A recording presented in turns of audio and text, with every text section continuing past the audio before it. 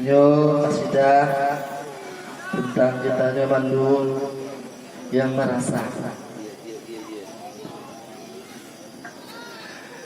kehormatan dan jabatan tidak dapat dipaksakan, semua akan didapatkan kerja keras banting tulang, harga diri dan profesi, jaga jangan dinodai.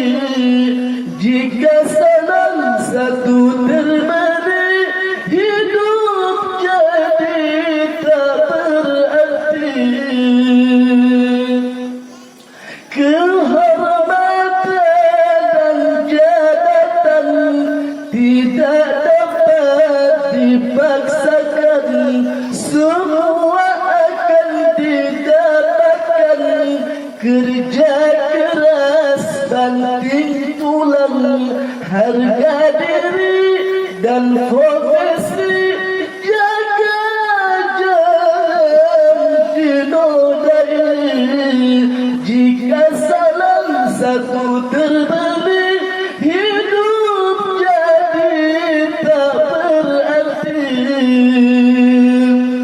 Zaman sekarang ini amal pun bisa dibeli, dari harta hingga raga bukan lagi barang langka.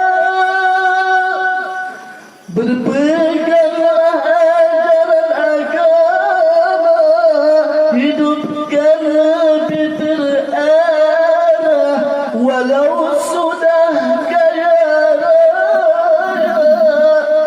Tetap Allah, tetap ingat Allah Ta'ala. Yang berjalan jangan lupa sholat, kalau berat jangan lupa zakat.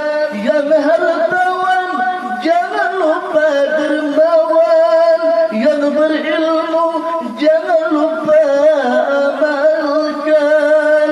Semoga Allah meridhoi apa yang kita miliki hingga di akhir nanti.